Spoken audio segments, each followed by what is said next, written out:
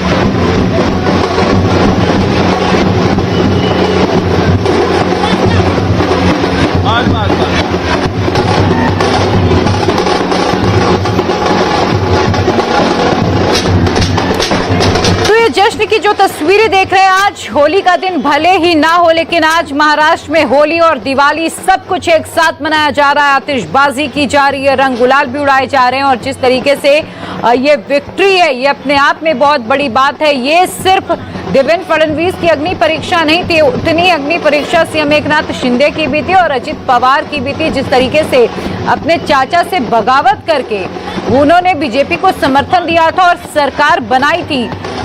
जब आपको बता दें उद्धव ठाकरे ने समर्थन बीजेपी से वापस लिया था, सरकार टूटी थी, तो सबसे ज्यादा निगाहें अजित पवार पर ही थी। आपको याद होगा अजित पवार पहले भी एक बार बीजेपी के साथ जा चुके, तभी उन्हें डिप्टी सीएम का पद मिला था, लेकिन कुछ दिनों के बाद चाचा शरद पवार ने उन्हें मना लिया था और वो वापस आ गए थे। लेकिन जब दोबारा टूट हुई तो अजित पवार ने अब चाचा के साथ जाना बेहतर नहीं समझा और इसीलिए अजित पवार के लिए भी अग्नि परीक्षा थी। 41 सीटों पर जिस तरीके से अजित पवार ने अपना वर्चस्व दिखाया है, आपको याद होगा कि लोकसभा चुनाव में एनसीपी अजित गुट एक भी सीट नहीं निकाल पाई थी, जिसके बाद उनके पॉलिटिकल करियर पर क्वेश्चन मार्क जरूर लग गया था कि क्या यहाँ से अजित पवार का करियर खत्म हो गया है, क्या अजित पवार ने अपने चाचा से तोड़फोड़ कर बहुत बड़ी गलती कर दी है। जो पॉलिटिकल पंडित हैं वो इन बातों को लेकर चर्चा जरूर कर रहे थे, लेकिन अब अजित पवार ने ये जरूर साबित कर दिया है कि उनके दिन अभी ढले नहीं हैं। 41 सीटों पर अजित गुट की एनसीपी ने अपने आपको बता दें कि ये जीत दर्ज कर ली है और जिस तरीके से लगातार आतिशबाजी की जा रही है, लेकिन अब ये देखना दिलचस्प होगा कि महाराष्ट्र की जो चाबी है वो किसके हाथों में सौंपी जाएगी। हालांकि बीच में ये जरूर आया है, आपको याद होगा अजित पवार कई दफा अपना जो मन है वो सबके सामने रख चुके हैं कि वो सीएम बनना चाहते हैं और कहीं ना कहीं उनकी ये महत्वाकांक्षा ही थी जिसके चलते उन्होंने अपने चाचा से बगावत की थी। और देखिए यहाँ पर भारतीय जनता पार्टी का जो हेडक्वार्टर है वो तैयार होना शुरू हो चुका है। ये महाराष्ट्र का हम आपको दिखा रहे हैं और आपको बता दें बीजेपी का जो दिल्ली में हेडक्वार्टर है, शाम को 7 बजे प्रधानमंत्री नरेंद्र मोदी भी इस जश्न में शामिल होने वाली। देखिए कैसे देवेंद्र फडणवीस के पोस्टर्स लगने शुरू हो गए प्रधानमंत्री नरेंद्र मोदी के साथ। और जो बीजेपी के कार्यकर्ता है महाराष्ट्र के, उनकी मांग है कि देवेंद्र फडणवीस को ही मुख्यमंत्री बनाया जाए। ये उन्हीं के जो ग्राउंड वर्क है, जो उनके वर्कर्स ने भी ग्राउंड वर्क किया। जिस तरीके से प्रधानमंत्री नरेंद्र मोदी ने एक मैसेज दिया कि मेरा बूथ सबसे मजबूत, माइक्रो मैनेजमेंट पर काम करने की सलाह प्रधानमंत्री की ओर से दी गई थी। और आपको याद होगा प्रधानमंत्री लगातार अपने कार्यकर्ताओं से भी जुड़े रहे, बीच बीच में उनकी हौसला अफजाई करते रहे, उन्हें ये कहते रहे कि आप जिस तरह से काम कर रहे हैं विपक्षियों के खेमे में हलचल है और यही आपकी जीत है। और ये जो कार्यकर्ताओं को बूस्ट प्रधानमंत्री ने किया है उसी का ये नतीजा है कि आज इतनी बड़ी प्रचंड जीत बीजेपी को मिली है। गदा उठाकर देखिए यहाँ पर सेलिब्रेशन किया जा रहा है। सीएम एकनाथ शिंदे और उनके साथ चंद्रशेखर बावनकुले बीजेपी के प्रदेश अध्यक्ष भी नजर आ रहे हैं अपने हाथों में गदा लेकर। ये जीत का ऐलान है, ये जीत का शंखनाद है। हार्दिक अभिनंदन। देवेंद्र फडणवीस इस वक्त महाराष्ट्र के बीजेपी हेडक्वार्टर में पहुंचे हुए हैं और हाथों में गदा उठाकर इस जीत को दिखाया जा रहा है, बताया जा रहा है और शक्ति प्रदर्शन भी आप कह सकते हैं किया जा रहा है। देवेंद्र फडणवीस ने कहा था, देखिए जिस तरीके से जब सरकार टूटी थी तो उसका सारा जो ब्लेम है वो देवेंद्र फडणवीस के ऊपर ही आया था। और देवेंद्र फडणवीस कहीं ना कहीं दरकिनार अपने आप को महसूस करने लगे थे, लेकिन उन्होंने कहा था कि मेरी लहरों को उतरता देखकर किनारे में मेरे घर मत बना लेना, समंदर हूँ लौट कर दोबारा आऊँगा। और देखिए यही राजनीति है, यहाँ पर कुछ भी फिक्स नहीं होता है। देवेंद्र फडणवीस एक बार फिर से लौट आए हैं और दोगुनी शक्ति के साथ इस बार लौटे हैं देवेंद्र फडणवीस।